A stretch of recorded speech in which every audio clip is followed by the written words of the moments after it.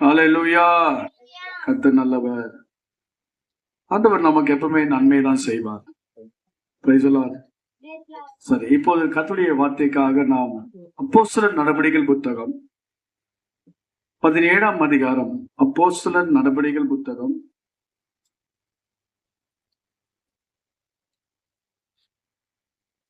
17ஆம் அதிகாரம் வசனம் 11 படிங்க. அந்த பட்டணத்தார் மனோ வாஞ்சையாய் வசனத்தை ஏற்றுக்கொண்டு காரியங்கள் இப்படி இருக்கிறதா என்று தினந்தோறும் வேத வாக்கியங்களை ஆராய்ந்து பார்த்ததினால் தெசலோனிக்கேயில் உள்ளவர்களை பார்க்கிலும் நற்குணசாலிகளாக இருந்தார்கள் என்று வேதம் சொல்லுகிறது.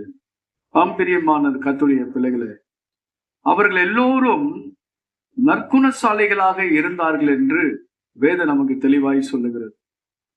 அவர்கள் நல்ல குணமுடையவர்களாக, தேவனிடத்திலே அன்பு நிறைந்தவர்களாகவும், எல்லாவற்றையும் அறிந்திருக்கிறவர்களாகவும் காணப்பட்டார்கள். எல்லாவற்றையும் அவர்கள் ஏற்றுக்கொண்டார்கள், வசனங்களை ஏற்றுக்கொண்டார்கள், வேத வாக்கியங்களை ஆராய்ந்து பார்த்தார்கள். வேத வாக்கியங்களை ஆராய்ந்து பார்த்தார்கள். நீங்களும் நானும் ஆராய்ந்து பார்க்க வேண்டிய மிக முக்கியமான ஒரு காரியம் என்னவென்று சொன்னால், நம்முடைய கைகளில் இருக்கிற வேத புத்தகத்தை திறந்து வாசித்து அதை நாம் ஆராய்ந்து பார்க்க வேண்டும். அதுதான் ஆண்டவர் பிரியப்படுகிறார். இரவும் பகலும் கர்த்தருடைய வேதத்தில் தியானமாய் இருக்கிற மனுஷன் பாக்கியவான், அவன் செய்வதெல்லாம் வாய்க்கும் என்று வேதம் தெளிவாய் சொல்லுகிறது. மனோவாஞ்சையாய் எப்படி இருந்தாங்க அந்த பட்டணத்தார்? மனோவாஞ்சையாய், ரொம்ப வாஞ்ச, அவங்களுக்கு மனதுல அவ்வளவு வாஞ்ச. மனதுல அவங்களே யாரும் அவங்கள ஃபோர்ஸ் பண்ணல, அவங்களுக்காகவே தானாகவே ஒரு வாஞ்ச வருது, தானா வருது.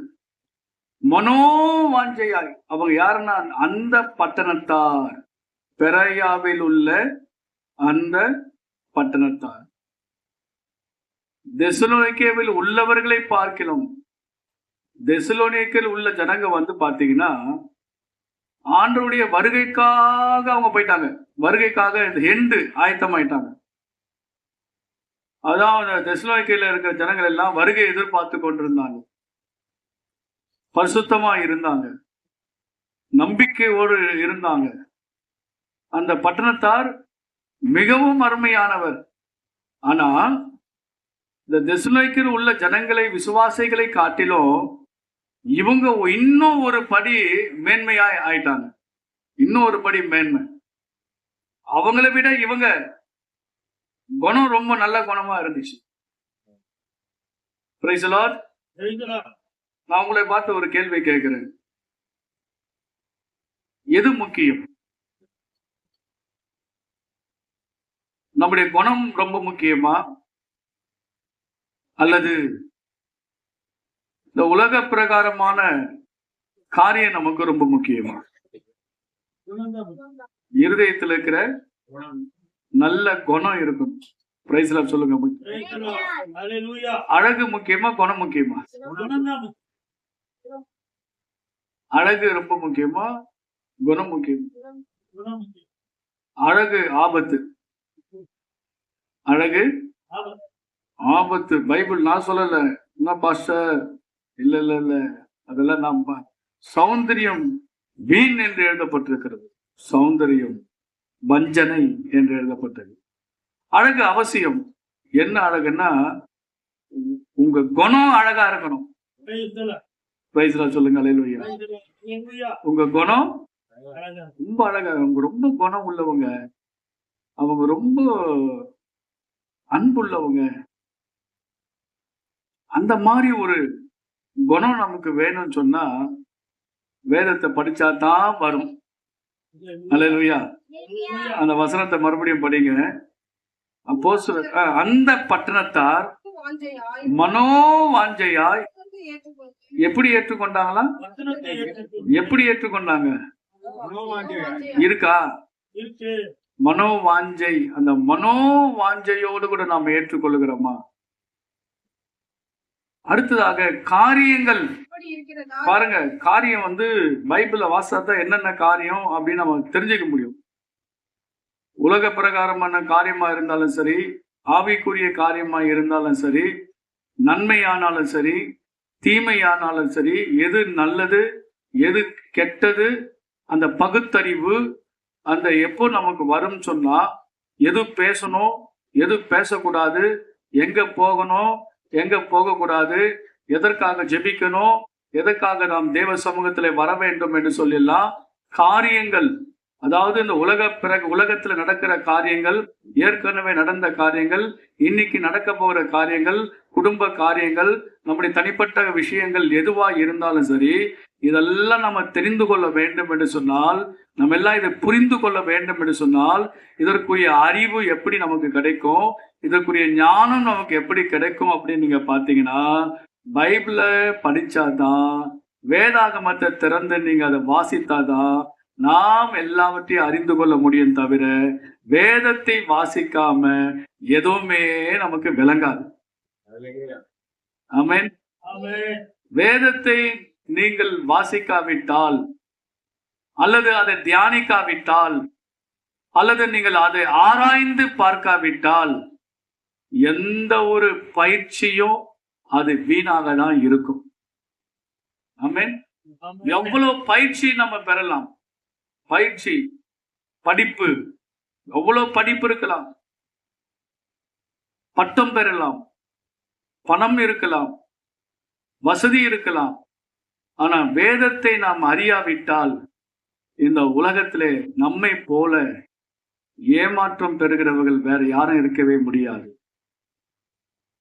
சில சொல்லுவாங்க, பாஸ்டர் ஐயா எனக்கு அது தெரியும், இவங்களுக்கு தெரியும், அந்த அதிகாரி எனக்கு தெரியும், எனக்கு நீச்சல் தெரியும், எனக்கு பல நாடுகளுக்கு போயிருக்கிறேன், எனக்கு எல்லாவற்றையும் தெரியும், நான் எல்லாவற்றையும் அறிஞ்சிருக்கிறேன், அந்த சயின்டிஸ்ட் எனக்கு தெரியும், அந்த மெடிசன் எனக்கு தெரியும், எனக்கு இந்த டாக்டர் எனக்கு தெரியும், இந்த அதிகாரி எனக்கு தெரியும், எல்லாம் நமக்கு தெரியும் தெரியும் சொல்ல. நான் ஒண்ணு கேட்பேன், உனக்கு வேதம் தெரியுமா? சத்தியம் உங்களுக்கு தெரியுமா? வேதத்தை நீங்கள் படிச்சிருக்கீங்களா? வேதத்தை ஆராய்ந்து பார்த்திருக்கிறீர்களா? ஆண்டவர் நமக்கு பரிசுத்தமான வேதத்தை நமக்கு கொடுத்திருக்கிறாரு. அது எப்போதாக எடுத்து நம்ம தினந்தோறும் வாசிக்கிற ஒரு பழக்கம் இருக்கா என்பதை நாம் அறிந்திருக்க வேண்டும். இந்த காலை வேளையில ஏன் நான் உங்களுக்கு சொல்லுகிறேன்னு சொன்னா, நான் ஒரு பாஸ்டர், நான் ஒரு சபையை நடத்துகிற ஒரு மேய்ப்பர். ஆண்டவர், நீங்கள் எல்லாம் தேவனுடைய ஜனங்கள், இது ஆலயம், ஆலயத்திற்கு நம்ம வந்திருக்கிறோம். எது முக்கியம்? ஆண்டவர் நமக்கு ஒரு வேதத்தை கொடுத்திருக்கிறாரு. நம்ம எல்லாருக்கும் விசுவாசி என்ற பெயர் உண்டு, சீஷன் என்ற நமக்கு பெயர் உண்டு. நம்ம ஆண்டவர் தான் நமக்கு குரு. அவர் நமக்கு எழுதி கொடுத்த இந்த வேதத்தை நம்ம வாசிக்கிறோமா என்ற ஒரு கேள்வியை நான் உங்களிடத்துல வைக்கிறேன். ஆமென். வேதத்தை வாசிக்கிறோமா? வேதத்தை தியானிக்கிறோமா? காரணம் என்னவென்று சொன்னால், ஓசையா தீர்க்கதரிசன புத்தகத்தை நாம் திருப்பிக் கொள்ளுவோம். 8ஆம் அதிகாரம் 12வது வசனத்தை வாசிக்கிறேன். ஓசையா தீர்க்கதரிசன புத்தகம் 1055வது பக்கம், 1055வது பக்கத்திலே 8ஆம் அதிகாரம் 12வது வசனத்தை வாசித்து பாருங்கள். என் வேதத்தின் மகத்துவங்களை அவர்களுக்கு எழுதி கொடுத்தேன், அவைகளை அந்நிய காரியமாக எண்ணினார்கள். நிறைய பேர் அப்படிதாங்க, ஒரு எண்ணம்.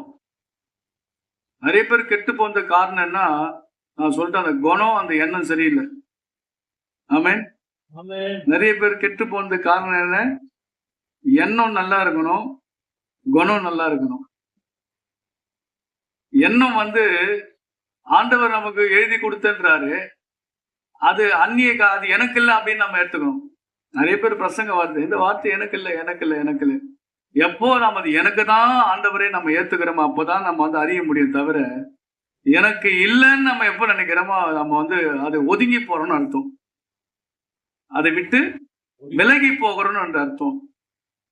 இன்னைக்கு 3000 பேர் பேதுருடைய பிரசங்கத்துல ரட்சிக்கப்பட்டாங்கன்னா, பேதுருடைய பிரசங்கத்தை கேட்டவங்க வந்து என்ன செய்தாங்கன்னா, அவங்க வந்து நாங்கெல்லாம் பாவம் செஞ்சிட்டோம், நான் என்ன செய்யணும், நாங்க ஒப்பு கொடுக்குற இந்த வசனம் எங்களை உள்ள குத்துது, நாங்க வந்து மனம் திரும்புறோம், நாங்க இயேசுவை ஏற்றுக்கொள்றோம், எங்களுக்கு வந்து பழைய வாழ்க்கையெல்லாம் எங்களுக்கு வேணாம் அப்படின்னு சொல்லிட்டு நாங்கள் என்ன செய்யணும்னு வந்து அவங்க மண்டிட்டு பேதுருவிடத்துல வந்து கேட்கும்போது பேதுரு சொல்றாரு, நீங்க மனம் திரும்பி ஒவ்வொருவரும் முழுகி ஞானஸ்நானம் பெற்று பரிசுத்த ஆவியானவரை பெற்றுக்கொள்ளுங்க அப்படின்னு புத்திமதி சொல்லும் போது அதை 3000 பேர் ஒரே நேரத்தில் ஏற்றுக்கொண்டு மனம் திரும்பினார்கள், ஞானஸ்நானம் எடுத்தாங்க.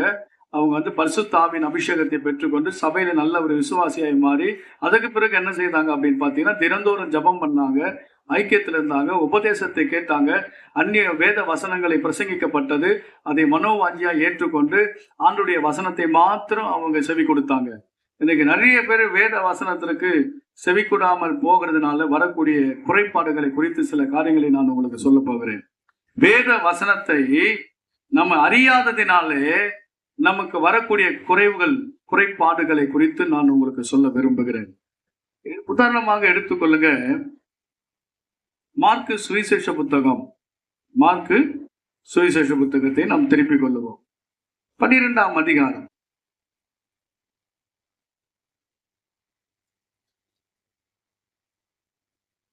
24வது வசனம். 12.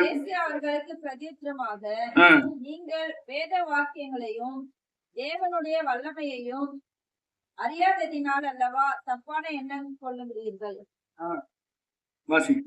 மரித்தோர் உயிரோடு எழுந்திருக்கும் போது கொள்வனையும் கொடுப்பனையும் இல்லை, அவர்கள் பரலோகத்தில் இருக்கிற தேவ தூதரை போல் இருப்பார்கள். என்ன அவங்களுடைய கேள்வி பாருங்க, என்ன கேட்கிறாங்க அப்படின்னு பாத்தீங்கன்னா, அவங்க கேட்டது வந்து வேற ஒரு காரியத்தை கேட்கிறாங்க. இந்த 19வது வசனத்துல அதுக்கு மேல நீங்க உயிர்த்தெழுதலை குறித்து 18வது உயிர்த்தெழுதல் இல்லை என்று சாதிக்கிற சதுசேயர் அவரிடத்தில் வந்து என்ன செய்யறாங்க, உயிர்த்தெழுதல் இல்லைன்றாங்க, அதெல்லாம் கிடையாது, அதெல்லாம் உயிர்த்தெழுதலே இல்லை அப்படின்னு வந்து சொல்றாங்க. இவங்க யாரு அப்படின்னா, இது ஒரு கூட்டம். இயேசு உயிர்த்தெழுதல் உண்டுன்னு சொல்லுவாரு, இவங்க என்ன சொல்லுவாங்கன்னா உயிர்த்தெழுதல்லாம் இல்லை. ஏன் அப்படி சொல்றாங்கன்னா, வேதத்தை அவங்க சரியானபடி என்ன செய்யல, வாசிக்கல, அறியல. பாருங்க, இவங்க உலக 19 போதகரே, ஒருவனுடைய சகோதரன் சந்தானம் இல்லாமல் தன் மனைவியை விட்டு இறந்து போனான். அவனுடைய சகோதரன் அவன் மனைவியை விவாகம் பண்ணி தன் சகோதரனுக்கு சந்தானம் உண்டாக வேண்டும் என்று மோசே எங்களுக்கு எழுதி வைத்திருக்க. இப்படி இருக்க 7 பேர் சகோதரர்கள் இருந்தாங்க. மூத்தவன் ஒரு பெண்ணை விவாகம் பண்ணி சந்தானம் இல்லாமல் இறந்து போனான். 2ஆம் சகோதரன் அவளை விவாகம் பண்ணி அவனும் சந்தானம் இல்லாமல் இறந்து போனான். 3ஆம் சகோதரன் அப்படியே ஆனான். 7 பேரும் அவளை விவாகம் பண்ணி சந்தானம் இல்லாமல் இறந்து போனார்கள். எல்லாருக்கும் பின்பு அந்த ஸ்திரீ இறந்து போனாள். ஆகையால் உயிர்த்தெழுதலில் அவர்கள் எழுந்திருக்கும் போது அவர்களில் எவனுக்கு அவள் மனைவியாய் இருப்பாள் என்று 7 பேரும் அவளை மனைவியாக கொண்டிருந்தார்களே என்று கேட்டோம். உங்க கொஸ்டின் பாருங்க, ஒரு பெண்ணை 7 பேர் விவாகம் பண்ணாங்க, அதுவும் ஒரே குடும்பத்துல இருக்கிறவங்க 7 பேரும் இறந்து போயிட்டாங்க. அந்த பொண்ணு இறந்து போனா உயிர்த்தெழுதல் வருது. உயிர்த்தெழுதல் ஆகும் போது அந்த மனைவி வந்து யாருக்கு வந்து மனைவியாக இருப்பா 7 பேருக்கு அப்படின்னு ஒரு கேள்வியை வந்து இயேசு சுவாமி கிட்ட வந்து கேட்கிறாங்க. இயேசு சுவாமி என்ன சொல்றாரு அப்படின்னு நீங்க பாத்தீங்கன்னா, இயேசு அவர்களுக்கு பிரதியுத்தரமாக, நீங்கள் வேத வாக்கியங்களையும் தேவனுடைய வல்லமையும் அறியாததினால் அல்லவா தப்பான எண்ணம். அவங்க கேட்ட அந்த காரியத்துல ஒரு எண்ணம் சரியில்லைங்க, தப்பான எண்ணம். என்ன எண்ணம்? தப்பான எண்ணம், மிஸ் அண்டர்ஸ்டாண்டிங் சொல்லுவாங்க. அவங்களுடைய அண்டர்ஸ்டாண்ட் பண்ண முடியல, வேதத்தை அறிய முடியல, வேத வாக்கியங்களை அவங்களால தெரிந்து கொள்ள உள்ள போக முடியல. உப்பில்லாத பாண்டம் எங்க கொண்டு போய் கொட்டப்படும்? குப்பையில கொண்டு. சாரம் இல்லை அவங்களுக்குள்ள, அந்த உப்பு, அந்த தன்மை, சுவை. வேதத்தை கர்த்தர் நல்லவர் என்பதை ருசித்து பாருங்கள் அப்படின்னு பைபிள். ருசி, தேவனை ருசிக்கல, சத்தியத்தை இன்னும் ருசித்து பார்க்கல, வேதத்தையும் அவர்கள் ருசித்து பார்க்கல. அதுக்காக தான் அவங்க கேட்கிற கேள்வியை தப்பா கேட்கிறாங்க, தப்பா பேசுறாங்க, தப்பான எண்ணம் இருக்குது. ஆண்டவர் அவங்கள பார்த்து சொல்றாரு, நீங்க வேதத்தை அறியாததினால் தப்பான எண்ணம். உங்களுக்கு சொல்றேன், யாரெல்லாம் வேதத்தை அறியாமல் இருக்கிறாங்களோ எப்பவுமே தப்பான எண்ணம் தான் வரும். அவங்க எவ்வளவு பெரிய கிறிஸ்தவர்களாக இருந்தாலும் சரி, எவ்வளவு பெரிய ஆலயத்திற்கு அவங்க போனாலும் சரி, அவங்களுடைய பேரும் கிறிஸ்துவ பேரா இருந்தாலும் சரி, வேதத்தை அவங்க அறியலன்னு சொன்னா அவங்களுடைய எண்ணம் எல்லாம் தப்பாதான் இருக்கும். அவங்க பார்வை எல்லாம் தப்பாதான் இருக்கும். அவங்க பேச்செல்லாம் தப்பாதான் இருக்கும். அவங்க குணம் எல்லாம் தப்பாதான் இருக்கும். குடும்பத்துல பாக்குறவங்களே தப்பாதான் பார்ப்பாங்க. விசுவாசிகளை தப்பாதான் பார்ப்பாங்க. ஊழியக்காரனையும் தப்பாதான் பார்ப்பாங்க. ஏன் தப்பான எண்ணம் வருகிறதுன்னு சொன்னீங்கன்னா, அவங்களுக்குள்ள என்ன இல்லை? வேத அறிவு இல்லை. நான் உங்களுக்கு சொல்லிட்டேன், வேத அறிவு இல்லாததினால் நமக்கு வரக்கூடிய குறைபாடுகள், நமக்கு வரக்கூடிய குறைவுகள், நமக்குள்ளே இருக்க குறைபாடுகள் நமக்கு தெரியாது. நம்ம செய்தெல்லாம் சரின்னு தான் நம்ம நினைப்போம். நமக்கு எது தோன்றுதோ அது சரின்னு நினைப்போம். நம்ம கேட்கிற கேள்வி சரின்னு நினைப்போம். ஆனா இல்ல, அது சரி கிடையாது. தப்பான எண்ணம் கொள்ளுகிறார்கள். பாருங்க, ஆண்டவர் அடுத்த வசனத்துல சொல்லுகிறார், மரித்தோர் உயிரோடு எழுந்திருக்கும் போது கொல்வனையும் கொடுப்பனி. இந்த உலகத்தோட முடிஞ்சிச்சு. வாங்கிறது, சில பேர்லாம் நீங்க பாத்தீங்களா, போர்ட்ல போடும், வாங்க விற்க அணுகவும். வாங்க விற்க அணுகவும். இதெல்லாம் இந்த உலகத்தோட முடிஞ்சு போச்சு, அங்க கிடையாது. என்ன வாங்க? பிளாட் வாங்க விற்க, வீடு வாங்க விற்க, பெண்ணு கொல்ல பெண்ணு கொடுக்க எங்களை அணுகவும். இதெல்லாம் பிசினஸ். இதெல்லாம் வியாபாரம். இந்த உலகத்தோடு இதெல்லாம் முடிஞ்சிச்சு. இதையும் இந்த உலக காரியமும் பரலோக காரியமும் சேர்த்து பேசக்கூடாது. இதையும் அதையும் இணைக்க கூடாது. இங்க கல்யாணம் பண்றோம், அங்கே போய் கல்யாணம் பண்ணுவோமா? இல்ல. இங்க பெண்ணு கொடுப்போம், பெண்ணு எடுப்போம், அது அங்கே போய் செய்வோமா? இல்ல. இங்க வாங்க விற்க, அதையும் அங்க போய் போடுவோமா? நம்ம பரலோகத்திலே போயிட்டு வாங்க விற்க சோ என்ன அணுகவும், போன் நம்பர் தரேன் அப்படி நம்ம ஏதாவது சொல்லுவோமா? இல்ல. ஏன் இதெல்லாம் நடக்கிறது அப்படின்னு நீங்க பாத்தீங்கன்னா, அவங்களுக்குள்ள என்ன இல்ல? வேத சத்தியம் வசனம் இல்ல. பாருங்க 26ஆம் வசனம், மரித்தோர் எழுந்திருப்பதை பற்றி நான் ஆபிரகாமின் தேவனும் ஈசாக்கின் தேவனும் யாக்கோபின் தேவனுமாய் இருக்கிறேன் என்று தேவன் முட்செடியை குறித்து சொல்லிய இடத்தில் மோசேயின் ஆகமத்தில் அவனுக்கு சொன்னதை நீங்கள் வாசிக்கவில்லையா? அவர் யாருங்க? ஆபிரகாமின் தேவன், ஈசாக்கின் தேவன், யாக்கோபின் தேவன். ஈசாக்கு பலியிட செய்தார ஆண்டவர், மறுபடியும் அவர் கொடுக்கலையா? திரும்ப கொடுக்கலையா? ஆபிரகாமின் தேவன் சொன்னாரு. ஆபிரகாம் இன்றைக்கு பரலோகத்திலே பரதேசில் என்ற இடத்துல இருக்கிறாரு. அப்படி இருப்பதினால்தான் அவர் ஆபிரகாமின் தேவன் என்று சொல்லுகிறார். இன்றைக்கு நமக்குள்ள ஒரு விசுவாசம் இல்லை. உயிர்த்தெழுதல் இருக்குது என்பதை நீங்கள் நம்ப வேண்டும், விசுவாசிக்க வேண்டும். வேதத்தை வாசித்தாதான் அது உங்களுக்கு தெரியும்.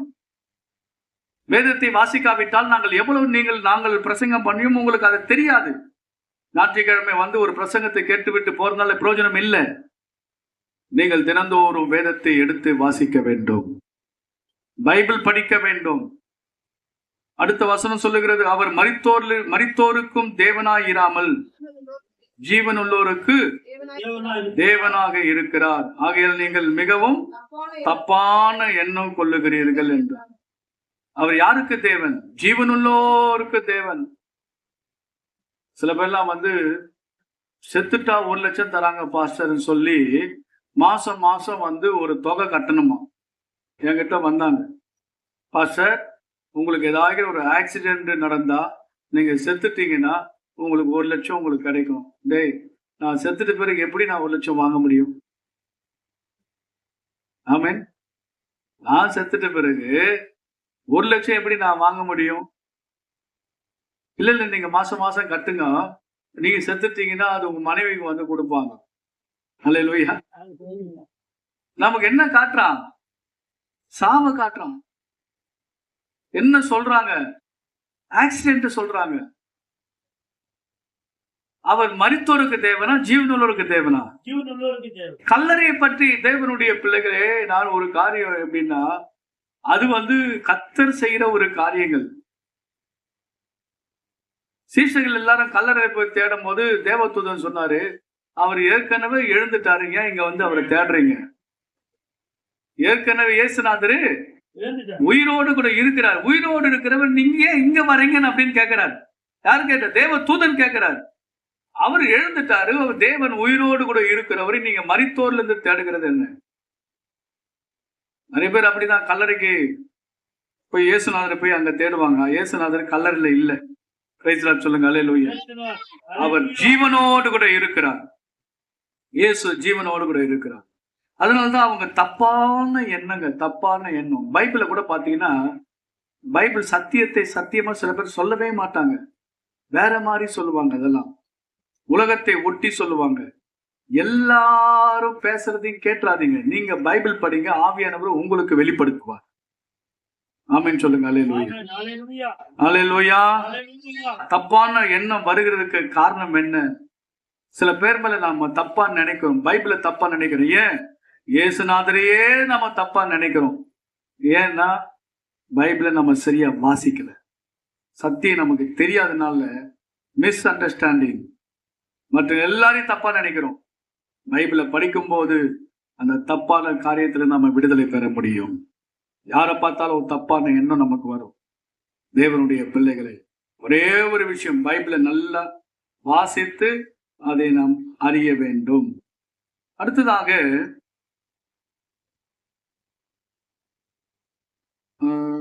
லூக்கா சுவிசேஷ புத்தகம் 10ஆம் அதிகாரம். நம்ம எல்லாருக்கும் தெரிந்த வசனம். லூக்கா 10ஆம் அதிகாரத்திலே 39 படிங்க. அவளுக்கு மரியாள் என்னப்பட்ட ஒரு சகோதரி இருந்தாள். அவள் இயேசுவின் பாதத்தருகே உட்கார்ந்து வசனத்தை கேட்டுக் கொண்டிருந்தாள். கற்பனை வேலைகளை செய்வதில் மிகவும் வருத்தமடைந்து அவரிடத்தில் வந்து, ஆண்டவரே, நான் தனியே வேலை செய்யும்படி என் சகோதரி என்னை விட்டு வந்திருக்கிறதை குறித்து உமக்கு கவலை இல்லையா? எனக்கு உதவி செய்ய. அம்மா கவனிங்க, வேலை செய்யறது ஆண்டவர் தப்புன்னு சொல்லல. வேலை செய்யறது தப்புன்னு ஆண்டவர் சொல்லவே இல்லை. குடும்பத்துல வேலை இருக்குது, எல்லாருக்கும் வேலை இருக்குது.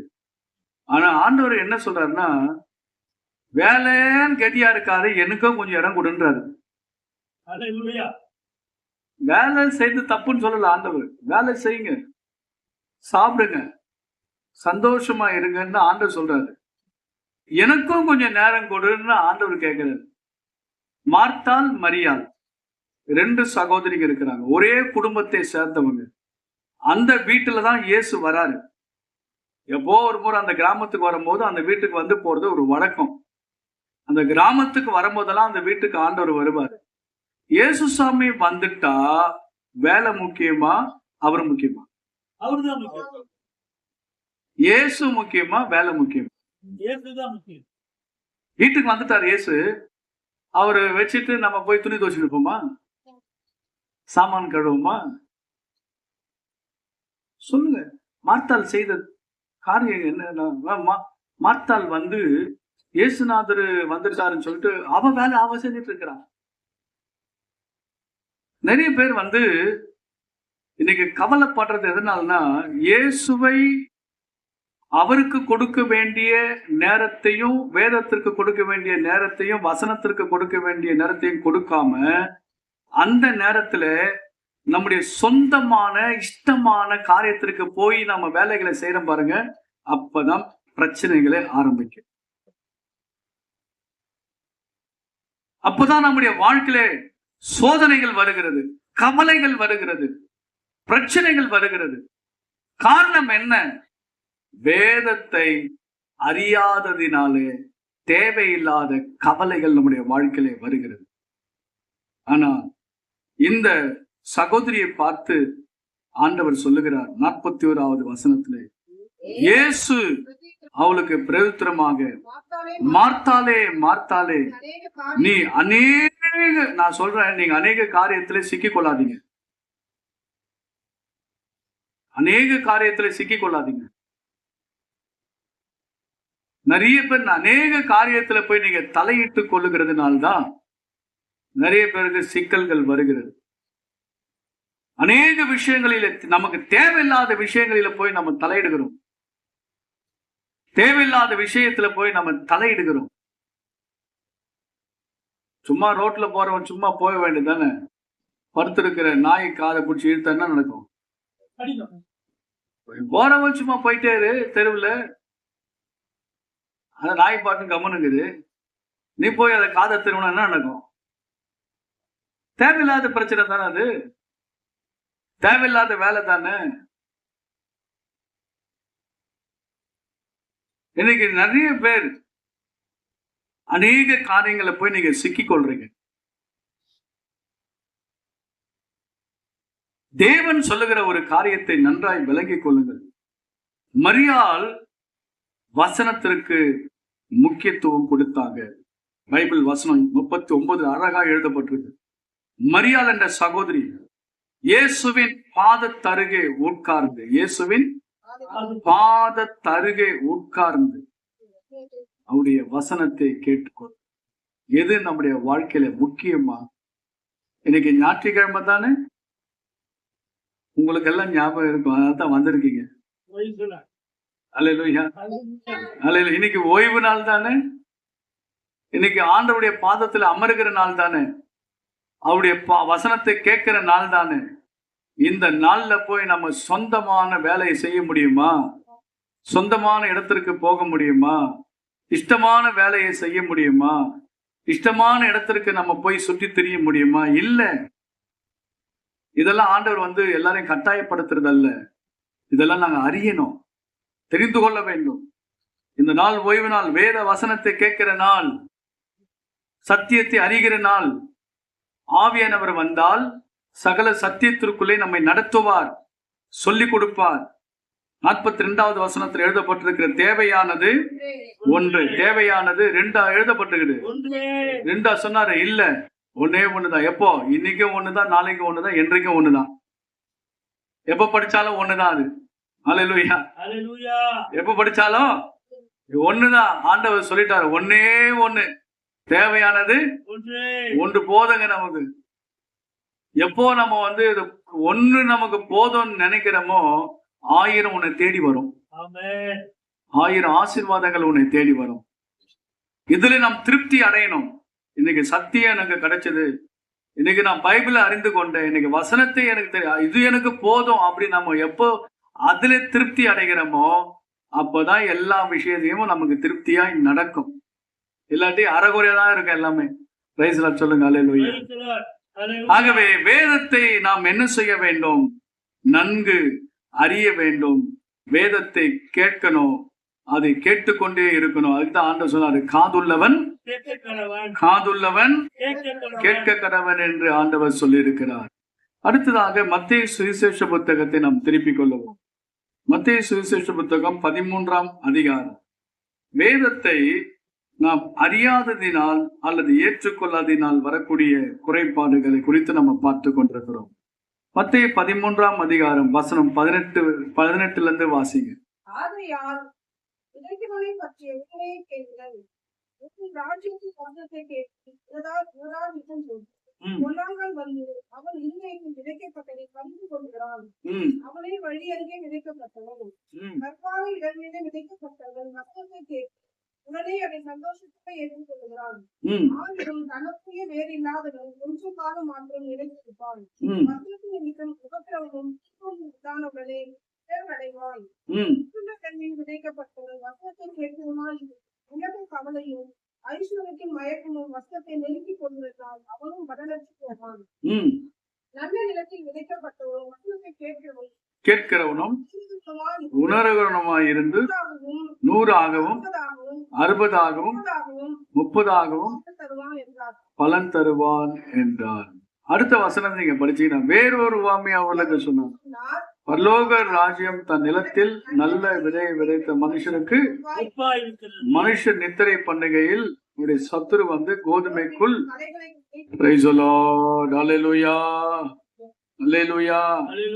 இங்க என்ன வாசிக்கிறோம் அப்படின்னு நல்லா தெரிந்து கொள்ள வேண்டும்.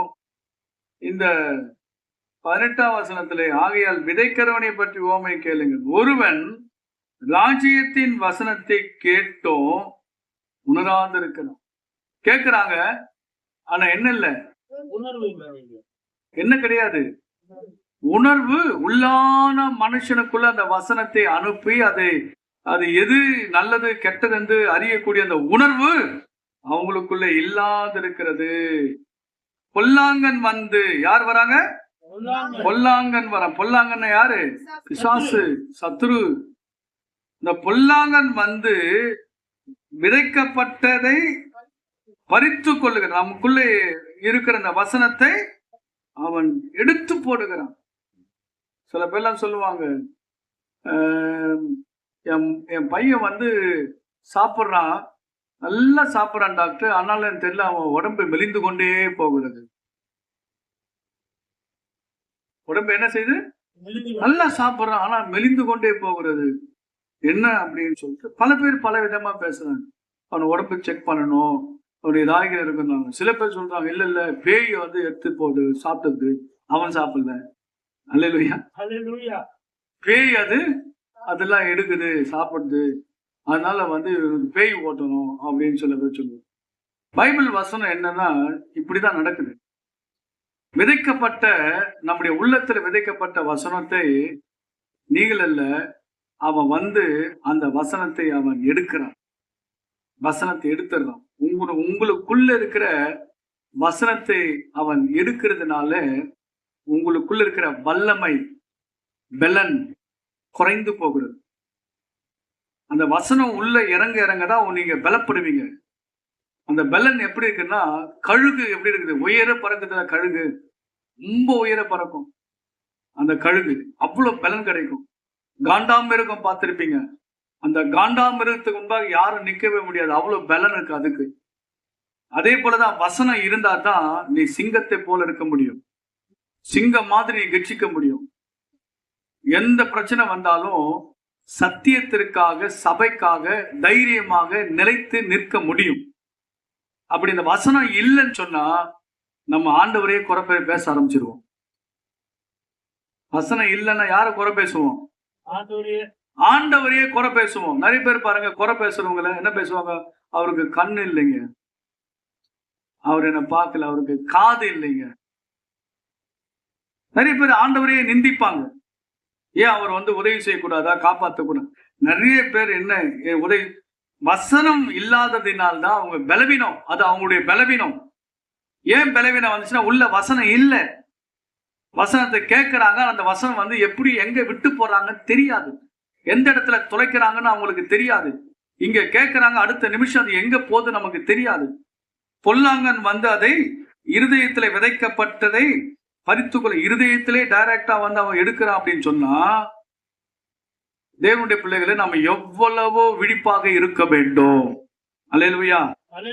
பாருங்க அடுத்த வசனம், கற்பாறை இடங்களில் விதைக்கப்பட்டவன் வசனத்தை கேட்கிறான். வசனம் கேட்கிறான், உடனே அதை சந்தோஷத்தோடு ஏற்றுக்கொள்ளுகிறவன். பாருங்க, ஆகிலும் தனக்குள்ளே என்னல்ல, உறுதி இல்ல. உறுதி வேறுனா என்னது? வேறுதான் ஒரு மரத்திற்கு வந்து உறுதி. அந்த வேர் வந்து ஆழத்துல எவ்வளவு போதோ அவ்வளவு மரம் உறுதியா இருக்கும். வேர் இல்லாத மரம் வந்து காற்றோ மழையோ திடீர்னு சொல்லி அதுக்கு மேல வந்து மோதிச்சுன்னா அது கீழே சாஞ்சிருது. விழுந்து போகுது. ஏன் விழுந்து போகுதுன்னா அந்த உள்ள வேறு இல்லாதனால அதனால உறுதியா நிற்க முடியல. பிரச்சனை வரும்போது, காற்றடிக்கும் போது, புயல் வரும்போது, மழை வரும்போது அது மேல மோதும் போது அது ஈஸியா விழுந்து போகுது. ஏன் காரணம் என்ன? விசுவாசம் என்கிற வேர் அதுக்குள்ள இல்லை. நம்பிக்கை என்கிற வேர் அதுக்குள்ள இல்லை. நிலைத்திருக்க முடியாத ஒரு சூழ்நிலை அங்க வருகிறது. நிறைய பேர் சாஞ்சி போறாங்க, விழுந்து போறாங்க. சில பிரச்சனை வந்து அவங்க மேல மோதும் போதே விழுந்து போறாங்க. சில காரியங்கள் வந்து அவங்க மேல மோதும் போதே விழுந்து போறாங்க. கற்பாறையின் மேல வந்து எவ்வளவு காற்றடிச்சாலும் சரி, வெள்ளம் வந்தாலும் சரி, கற்பாறை உறுதியா இருக்குது. ஏன் அந்த உறுதியா இருக்குன்னா, கற்பாறையின் மேல கட்டப்பட்டிருக்கிற வீடு மண்ணின் மேல கட்டப்பட்டிருக்கிற வீடோ சாஞ்சிரும், உறுதி இல்லை. எனக்கு பிரியமான கர்த்தருடைய பிள்ளைகளே, நான் உங்களுக்கு சொல்ல வேண்டிய வார்த்தை என்னன்னா, வேத வசனத்தை நாம் சரியானபடி அறியாததினாலே நாம விழுந்து போகிறோம். நிறைய பேர் பாருங்க, பின்வாங்கி போயிருப்பாங்க. ஆண்டவரை விட்டு ஆண்டவரை ஒரு காலத்துல ஏற்றுக்கொண்டவங்க எல்லாம் ஒரு நாள்ல நல்லா ஓடினவங்க எல்லாம் இன்னைக்கு அமைதியாயிட்டு இருப்பாங்க. ஒரு நாள்ல நல்ல ஜபம் பண்ணவங்க எல்லாம் இன்னைக்கு ஜபம் பண்ண முடியாம இருப்பாங்க. ஒரு நாள்ல நல்ல ஊழியம் செய்தவங்க எல்லாம் இன்னைக்கு ஊழியம் செய்யாம இருந்திருப்பாங்க. ஒரு நாள்ல நல்ல ஆக்டிவேட்டா இருப்பாங்க, சபையுடைய காரியத்துல நல்லா இப்படி செய்யணும் அப்படி செய்யணும் இருப்பாங்க. ஆனா இப்ப பாத்தீங்கன்னா எந்த வேலையும் செய்யாம ஒதுங்கி இருப்பாங்க. காரணம் என்ன தெரியுமா? உறுதி இல்லை. என்ன இல்ல? உறுதி இல்லை. ஆண்டவருக்குள்ள உறுதி கிடையாது. வசனம் உள்ள இருக்கு, யாரோ வந்து திருடிட்டு போயிடலாம். அல்லேலூயா. அவன் திருடன், அவன் கள்ளன், அவன் வஞ்சிக்கிறவன், அவன் தந்திரம் உள்ளவன். உங்களுக்குள்ள இருக்கிற வேத வசனத்தை கொள்ளடிக்க அவன் வருவான். உங்களுக்குள்ள இருக்கிற பலனை உரிந்து கொள்ளும்படியாய் வருவான். நீ உன் பலனை காத்து கொள்ள வேண்டும். வழியை காவல் பண்ண வேண்டும். அரணை காத்து கொள்ள வேண்டும். தேவ சமூகத்தில் நீங்கள் தேவ சமூகத்தை தெளிவுள்ளவராக இருக்க வேண்டும். பிரியமானவர்களே, அதுதான் எழுதப்பட்டிருக்கிறது. தனக்குள்ளே வேறு இல்லை. பாருங்க 22வது வசனம். முள்ளுள்ள இடங்களிலே விதைக்கப்பட்டவன், வசனத்தை கேட்கிறவனா இருந்தும் என்ன வருது? உலக கவலை. உலக கவலை என்னங்க? உங்களுக்கு தான் தெரியும். உலக கவலைன்னா என்ன? உலக கவலை நீங்கள் எல்லாம் எங்க இருக்கிறோம்? உலகத்தான் இருக்கிறோம். இந்த உலகத்துல நாம் இருக்கிறோம். இந்த உலக கவலை இருக்கு பாத்தீங்களா? அந்த கவலைக்கு மாத்திரம் இடம் கொடுத்துடாதீங்க. உலக கவலை வந்துச்சுன்னா நம்ம வந்து வேதத்தை இன்னும் நம்ம அறியலன்னு அர்த்தம். பைபிளை இன்னும் நம்ம சரியா வாசிக்கலன்னு அர்த்தம். இன்னும் நம்ம என்ன செய்யல? வேத வசனத்தை தியானிக்கலன்னு அர்த்தம். இன்னும் வேத வசனத்தை ஆராய்ந்து பார்க்கலன்னு அர்த்தம். எந்த ஒரு மனுஷன் வேதத்தை ஆராயிறானோ எந்த ஒரு உலக கவலையும் அவன் அசைக்கவே முடியாது. அதான் பக்தன், அண்ணன் தண்ணி ஆகாரம் இல்லாமற் போனாலும், அண்ணன் தண்ணி ஆகாரம் இல்லாம போனாலும் கூட உங்க அன்பை விட்டு என்ன பிரிக்க முடியாதுன்னு சொல்றாரு. அண்ணன் தண்ணி ஆகாரம் இல்லாமற் போனாலும் கூட பரவாயில்ல, உங்க அன்பை விட்டு என்ன பிரிக்கவே முடியாது.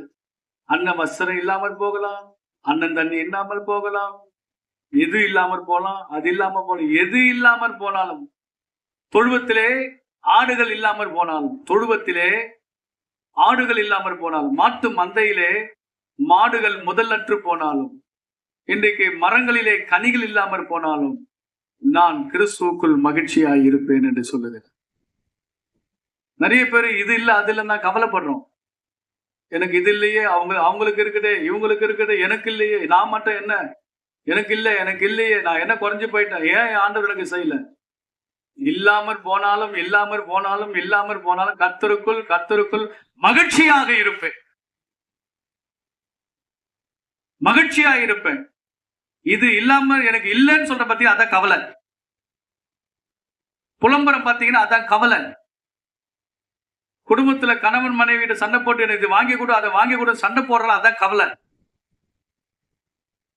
இல்லாமற் போனாலும் சரி, இயேசு இருக்கிறாரு, அது போதும். பிரைஸ் லார்ட் சொல்லுங்க. அல்லேலூயா. இதெல்லாம் வந்து வசனம் உங்களுக்குள்ள இருந்தாதான் நான் சொல்றது உங்களுக்கு விளங்கும். உங்களுக்குள்ள வசனம் இல்லைன்னா நான் சொல்றது உங்களுக்கு விளங்கவே விளங்கும். வெளியில போய் யாராவது உங்களை பார்த்து கேட்பாங்க, பாஸ்டர் ஐயா இன்னைக்கு என்ன பிரசங்கம், ஏதோ பேசினாருங்க அவரு, ஏதோ ஏதோ ஒண்ணு பேசினாரு. ஏன்? நமக்குள்ள என்ன இல்ல? வசன அறிவு இல்லாதனால்தான் அவங்களுக்கு நம்ம சொல்ல முடியல. பிரைஸ் லார்ட் சொல்லுங்க. அல்லேலூயா. 22 முள்ளுள்ள இடங்களில் விதைக்கப்பட்டவன் வசனத்தை கேட்கிறவனாய் இருந்தும் உலக கவலை என்ன மயக்கம். சில பேருக்கு எல்லாம் பணம் இல்லைன்னா பணம் பணம் பணம் மயக்கம் மயக்கம் மயக்கம் மயக்கம் பயம். அல்லேலூயா. பணம் வந்து இந்த மகுடி ஊதும் போது அது ஆடும் பாருங்க. பிரைஸ் லார்ட் சொல்லுங்க. அல்லேலூயா. இந்த மயக்கம் சில பேருக்கு அந்த பணம் மயக்கம், உலக கவலை, இதெல்லாம் வந்து வசனத்தை பண ஆசை எல்லா தீமைக்கும், பண ஆசை எல்லா தீமைக்கும். சிலர் அதை இச்சித்து விசுவாசத்தை விட்டு நழுவி அவர்கள் அடிந்து போகிறார்கள். ஆகவேதான் வசனத்துக்கு முதலிடம் கொடுங்க. நல்ல நிலத்தில் விதைக்கப்பட்ட வசனத்தை கேட்கிறவனும் உணர்கவனமாயிருந்து 100ஆகவும் 60ஆகவும் 30ஆகவும் பலன் தருகிறான். அல்லேலூயா, அல்லேலூயா, அல்லேலூயா. அடுத்த ஒரு வசனத்தை வாசித்து பாருங்கள். யோவான் சுவிசேஷ புத்தகம் 3ஆம் அதிகாரம். யோவான் சுவிசேஷ புத்தகம் 3ஆம் அதிகாரத்திலே அருமையான ஒரு வசனத்தை ஆண்டவர் சொல்லியிருக்கிறார். 9வது அதற்கு நிக்கதோமு இவைகள் எப்படி ஆகும்? கர்த்தர் என்ன சொன்னா தெரியுமா? 3ஆம் வசனத்திலிருந்து இயேசு அவனுக்கு பிரதித்திரமாக ஒருவன் மறுபடியும் பிறவாவிட்டால் தேவனுடைய ராஜ்யத்தை காண மாட்டான் என்று மெய்யாகவே மெய்யாகவே உங்களுக்கு சொல்லுங்க. அதற்கு நிக்கதோமு ஒரு மனுஷன் முதிர் வயதா இருக்கையில் எப்படி பிறப்பான்? அவன் தாயின் கர்ப்பத்தை 2 பிரவேசித்து பிறக்க கூடுமோ என்ற அனுபவம் உலக பிரகாரமான பிறப்பு குறித்து சொல்லு. இயேசு பிரதித்திரமாக ஒருவன் ஜலத்தினால் ஆவியினால் பிறவாவிட்டால் தேவனுடைய ராஜ்யத்தில் பிரவேசிக்க மாட்டான் என்று மெய்யாகவே மெய்யாகவே உனக்கு சொல்லுகிறேன். இயேசு கிறிஸ்து வந்து மறுபடியும் பிறக்கிறத குறிச்சு பிரசங்கம் பண்றாரு. யாரெல்லாம் மறுபடியும் பிறந்திருக்கீங்க? இங்க கைகளை உயர்த்துக்க பார்க்கலாம். மறுபடியும் பிறந்திருக்கீங்களா? மறுபடியும் பிறப்பது என்ன? ஞானஸ்நானம். ஞானஸ்நானம் எடுக்காதவங்க மறுபடியும் பிறக்கிறதுக்கான ஒரு அனுபவம். ஞானஸ்நானம் பெறாதவங்க ஞானஸ்நானத்தை பெற்றுக்கொள்ளுங்க. தேவனுடைய ஞானஸ்நானம் பெறலன்னா பரலோகம் போக முடியாது. மறுபடியும் பிறவாவிட்டால் தேவனுடைய ராஜ்யத்தை காண முடியாது. இது யாருக்கிட்ட ஆண்டு சொல்றாருன்னா நிக்கதோமு என்கிறதான ஒரு போதகர்கிட்ட ஆண்டு பேசுறாரு. யூதருக்குள்ள அதிகாரியான நிக்கதோமு 3ஆம் அதிகாரம் 1 வசனம். யூதருக்குள்ளே அதிகாரியான நிக்கதோமு என்னப்பட்ட பரிசேயன் இருந்தான். அவன் ராக்காலத்தில் இயேசுவிடத்தில் வந்து ரபி நீர் தேவனிடத்திலிருந்து வந்த போதகர் என்று அறிந்திருக்கிறோம். ஏனென்றால் ஒருவனும் தன்னோடு தேவன் இராவிட்டால் நீ செய்கிற இப்படிப்பட்ட அற்புதங்களை செய்ய மாட்டேன். எல்லாம் உனக்கு தெரியுது. ஆனா மறுபடியும் பிறக்கிறது மட்டும் தெரியல. ஞானஸ்நானம் மட்டும் தெரியல. நிறைய பேருக்கு நிறைய தெரியும். ஆனா சில விஷயங்கள் தெரியாது, சில சத்தியங்கள் தெரியாது. அதை எடுத்து சொல்லும் போது அதை ஏற்றுக்கொள்ள வேண்டும்.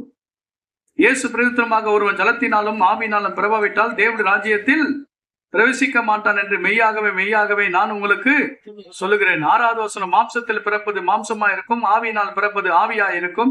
நீங்கள் மறுபடியும் பிறக்க வேண்டும் என்று நான் உனக்கு சொன்னது குறித்து நீங்கள் ஆச்சரியப்பட வேண்டாம். ஆண்டவர் சொல்லுகிறார், நான் சொல்லுகிற குறித்து நீங்கள் ஆச்சரியப்படுகிறீர்கள். இதை கீழ்ப்படிய வேண்டும். காட்டானது தனக்கு இஷ்டமான இடத்திற்கு வீசுகிறது, அதன் சத்தத்தை கேட்கிறாய், ஆகிலும் அது இன்ன இடத்திலிருந்து வருகிறது என்று இன்ன இடத்திற்கு போகிறது என்று உனக்கு தெரியாது.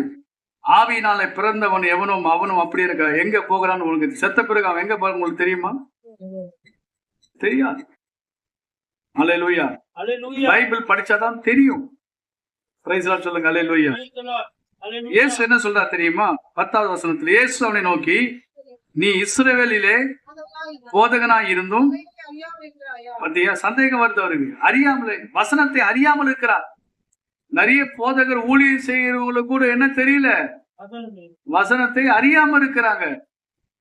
நிறைய விஷயங்களிலே வந்து நிறைய பேருக்கு தெரியும் சொல்வதற்கு இடம் இல்லை. நீ இஸ்ரவேலிலே போதகனாய் இருந்தும் இவைகளை அறியாமல் இருக்கிறாயா? இவைகள் அறியாமல் இருக்கிறாயா? வசனத்தை அறியாமல் இருக்கிறதுனால்தான் அவிசுவாசமான வார்த்தைகள். ஏன்? என்னது? என்ன அவிசுவாசமான வார்த்தை? 9வது வசனம், இவைகள் எப்படி ஆகும்? இவைகள் பாருங்க, கேள்வி, அவிசுவாசமான கேள்வி. நிறைய பேருக்கு வந்து அவிசுவாசமான வார்த்தை பேசிதான் இருப்பாங்க. ஆகுமா ஆகாதா? சந்தேகம். தேவன் முடிப்பார், தேவன் செய்வார். ஆம், இதெல்லாம் தேவனுடையது. தேவனாலே கூடாத காரியம் ஒன்றுமில்லை. கர்த்தர் எனக்காக யாவையும் செய்து முடிப்பார். தேவரீர் சகலத்தையும் செய்ய நீர் வல்லவர். நீ செய்ய நினைத்தது தடைபடாது. பரலோகத்தில் உங்க சித்தம் செய்யப்படுகிறது போல இந்த பூமியிலையும் செய்யப்படுவதாக. ஆண்டவரே, ராஜ்யமும் வல்லமையும் உம்முடையது. நீரே ஆராய்ந்த முடியாத அற்புதங்களையும் எண்ணி முடியாத அதிசயங்களையும் செய்கிற தேவன். உங்களாலே ஆகாத காரியங்கள் ஒன்றுமில்லை. மனுஷராலே கூடாத காரியங்கள் தேவனால் எல்லாம் கூடும். மரியாள் கேட்டாங்க, ஆண்டவரை, நான் புருஷனை அறிய நீதி எப்படி ஆகும்? நான் புருஷனை அறிய நீதி எப்படி ஆகும்?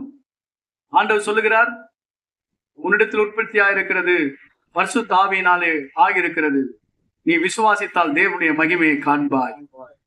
ஆமென் சொல்லுங்க. அல்லேலூயா. 11ஆம் வசனத்திலே ஆண்டவர் சொல்லுகிறார், மெய்யாகவே மெய்யாகவே நான் உனக்கு சொல்லுகிறேன், நாங்கள் அறிந்திருக்கிறதை சொல்லி நாங்கள் கண்டதை குறித்து சாட்சி கொடுக்கிறோம், நீங்களோ எங்கள் சாட்சியை ஏற்றுக்கொள்ளுகிறது இல்லை என்று ஆண்டவர் சொல்லுகிறார். நிறைய பேர் அப்படிதான். ஆண்டவருடைய சாட்சி உங்க கையில் இருக்கிறதான வேதத்திற்கு என்ன தெரியுமா பேரு? சாட்சியாகமம். இதுக்கு என்ன பேரு? சாட்சியாகமம். அப்போஸ்தலர் 1:8 ஆண்டவர் சொன்னாரு, நீங்கள் எனக்கு சாட்சிகள் என்று சொன்னாரு. நீங்களும் நானும் மற்றவர்களுக்கு எப்போ சாட்சியா நிற்கிறோமோ அப்பதான் பைபிள் நமக்கு அறிஞ்சிருக்கணும்னு அர்த்தம். நம்ம சாட்சி இல்லைன்னு சொன்னா நாம இன்னும் பைபிள் அறியலன்னு அர்த்தம். நீங்கள் நான் யாரா இருக்கணும்? சாட்சி உள்ளவர்களாய் இருக்கணும்.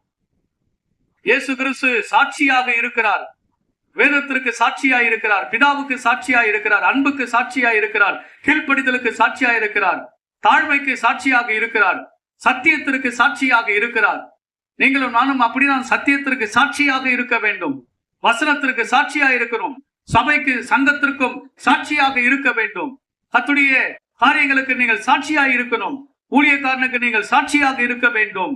கடைசி வரைக்கும் நீங்கள் சாட்சியுள்ள பிள்ளைகளாக தான் வாழ வேண்டும். உங்கள் சாட்சியை நீங்கள் இழந்துடாதீங்க. நிறைய காட்சிகளை பார்த்து நல்லா சாட்சி இழந்துடும். அல்லேலூயா. நிறைய டிவி சீரியல் நிறைய பார்க்கறதுனால தான் நிறைய காட்சிகள். இந்த காட்சியை பார்த்து பார்த்து பார்த்தா உங்க சாட்சி இழந்து போற. சொல்லுங்க. அல்லேலூயா. உலக பிரகாரமான காட்சிகளை குறைத்து இயேசுவுக்காக சாட்சியாய் வாழ்வார். கர்த்தர் உங்களை உயர்த்துவார். அல்லேலூயா. ஆண்டவர் சொல்றார், பூமிக்கு அடுத்த காரியங்களை நான் உங்களுக்கு சொல்லியும் நீங்கள் விசுவாசிக்கவில்லையே. பூமிக்கு அடுத்த காரியங்கள் நம்ம எல்லாம் இந்த உலகத்திலேயே சிந்தனையா இருக்கு. உலக சிந்தனையே அதிகமா இருக்கு. எங்க அடுத்த சிந்தனைக்கு நம்ம இன்னும் படி. உலக பிரகாரமானவைகள, பூமிக்குரியவைகள, மேலானவைகளை தேடுங்கள், மேலானவைகளையும் சிந்தித்து பாருங்கள். பூமிக்கு அடுத்த காரியங்களை நான் உனக்கு சொல்லியும் நீங்கள் விசுவாசிக்கவில்லையே. பரம காரியங்களை உங்களுக்கு சொல்வேன், ஆனால் எப்படி நீங்கள் விசுவாசிப்பீர்கள்? அல்லேலூயா. ஆண்டவருக்கு இந்த உலகத்துக்கு மாத்திரமா தேவன் அவர். இருக்கீங்களா எல்லாரும்? வேதத்தை அறியாததினால் தான் நம்முடைய வாழ்க்கையில குறைபாடுகள் வருகிறது. இதுதான் உண்மை, இதுதான் சத்தியம். இந்த சத்தியத்தை தான் நான் உங்களுக்கு சொல்லுகிறேன். இதை நீங்கள் விளங்கிக் கொள்வீர்கள் என்று நான் விசுவாசிக்கிறேன். கடைசியாக ஒன்று சொல்லி நான் முடிக்க விரும்புகிறேன். லூக்கா சுவிசேஷ புத்தகம் 24ஆம் அதிகாரம். லூக்கா சுவிசேஷ புத்தகம் 24ஆம் அதிகாரம் வசனம் 25. அப்பொழுது அவர் அவர்களை நோக்கி, தீர்க்கதரிசிகள் சொன்ன யாவையும் விசுவாசிக்கிறதுக்கு நம்ம எல்லாம் மந்தமா இருக்கிறோம். ரொம்ப மந்தமா இருக்கிறோம். மந்த இதயம், மந்த புத்தின்னு சொல்லுவாங்க. எதுவுமே விளங்கி கொள்ள முடியாது. நேற்றைக்கு சொன்னது இன்றைக்கு மறந்துடுவோம், இன்றைக்கு சொன்னது நாளைக்கு மறந்துடுவோம். போன வாரம் என்ன சத்தியம் கேட்டோன்னு நமக்கு தெரியாது. இந்த வருஷம் 1ஆம் தேதி என்ன வாக்குத்தத்தம் கொடுத்தாங்கன்னு தெரியாது. ஜூன் மாதம் 1 தேதியில் என்ன வாக்குத்தத்தம் கொடுத்தோம் நமக்கு தெரியாது. போன வாரம் வந்த பிரசங்கியார் என்ன பிரசங்கம் பண்ணாரு நமக்கு தெரியாது. ஆனா போன வருஷம் யாரும் உன்னை திட்டிருப்பாங்க, அது மாத்திரம் ஞாபகம் இருக்கும்.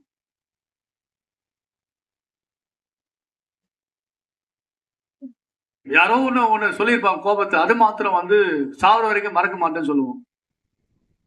அல்லேலூயா. அல்லேலூயா. தீமைகளை ஈஸியாக நம்ம மனதில் வைத்துக் கொள்கிறோம், நன்மைகளை மனதிலே நம்ம வைக்கிறதில்லை. தீமையை மனதில் வைத்துக் கொண்டு அதை அப்படியே யோசித்துக் கொண்டிருக்கிறோம். ஆனால் நல்லதை நம்ம யோசிக்கிறது இல்லை, நல்லதை பேசுறது இல்லை, நல்லதை பார்க்கறது இல்லை, நல்லதை சிந்திக்கிறது இல்லை. தீர்க்க தரிசன வசனங்களை நம்ம கேட்கிறோம், ஆனா விட்டுறோம். ஆனா மற்றவங்க பேசுறதை நம்ம விட்டுருங்கன்னா கூட நான் விட மாட்டேன் பாஸ்டர் சொல்றோம். அவங்க பேசியிருக்கிறா, நான் விட மாட்டேன். இல்ல, அதை விட்டுறணும், இயேசுவை பிடிச்சிக்கணும். அவங்களை விட்டுருங்க, இயேசுவை பிடிச்சிங்க. அவங்க சொன்ன வார்த்தையை விட்டுருங்க, இயேசு சொன்ன வார்த்தையை பிடித்துக் கொள்ளுங்க. ஆமென். ஆண்டவர் சொன்னாரு, ஏன் உங்களுக்கு மந்த இருதயம் இருக்குன்னா, அது விசுவாசம். நம்ம விசுவாசத்தை கொஞ்சம் போதிச்சா கூட அவங்களுக்கு விசுவாசமே வரல. ஏன்னா மந்த இதயமாக இருக்கிறது. மந்த இதயம், புத்தி இல்லாத ஒரு இதயம். 1 to 10 வரைக்கும், 10 to 12 வரைக்கும் எவ்வளவுதான் கிளாஸ்ல உட்கார்ந்து இருந்தாலும் அவனுக்குள்ள அந்த படிப்பிற்கான வாசனை இல்லைன்னு சொன்னா அவனுக்குள்ள என்ன இறங்கவே இறங்காது. எவ்வளோ கற்று தந்தாலும் அவன் தேர்ச்சி பெறவே மாட்டான். இயேசுநாதர் என்ன சொன்னா தெரியுமா? தீர்க்க தரிசிகள் சொன்ன யாவையும் விசுவாசிக்கவே ஏன் விசுவாசம் கூட வரமாட்டேன். நிறைய பேர் புத்தி இல்லாத மந்த இருதயம் உள்ளவர்களே. பாருங்க, ஆண்டவர் கிறிஸ்து விதமாய் பாடுபடவும் தமது மகிமையில் பிரவேசிக்க வேண்டியதில்லையா என்று சொல்லி மோசே முதலிய சகல தீர்க்க தரிசிகளும் எழுதின வேத வாக்கியங்கள் எல்லாவற்றையும் தம்மை குறித்து சொல்ல யாவையும் அவைகளுக்கு விவரித்து காண்பித்தார் என்று எழுதப்பட்டிருக்கிறது. இன்னொரு வசனத்தை நீங்க படிங்க. லூக்கா சுவிசேஷ புத்தகம் 9ஆம் அதிகாரம். லூக்கா 9ஆம் அதிகாரத்துல 44வது வசனத்தை 45 படிங்க. நீங்கள் இந்த வார்த்தைகளை கவனமாய் கேளுங்கள். மனுஷகுமாரன் மனுஷர் கையிலே ஒப்பு கொடுக்கப்பட போகிறார் என்றார். பாத்தீங்களா? வசனத்தை அறிந்து கொள்ளவில்லை, வார்த்தை அறிந்து கொள்ள முடியல. இயேசு சொல்லுகிறார், ஆனால் அவங்களால விலகிக் கொள்ள முடியல. வசனத்தை அறிந்து கொள்ள அவங்களால முடியல. ஏன்? வேத அறிவு இல்ல. எல்லா அறிவும் இருக்கு, மற்ற அறிவெல்லாம் இருக்கு. அறிவான காரியங்கள் நிறைய இருக்கு. எல்லாமே உலக பிரகாரமான அறிவு. நான் அதை சொல்லல. எல்லா அறிவும் இருக்கு, ஆனா என்ன அறிவு இல்ல? வேத அறிவு இல்ல. குறைவு.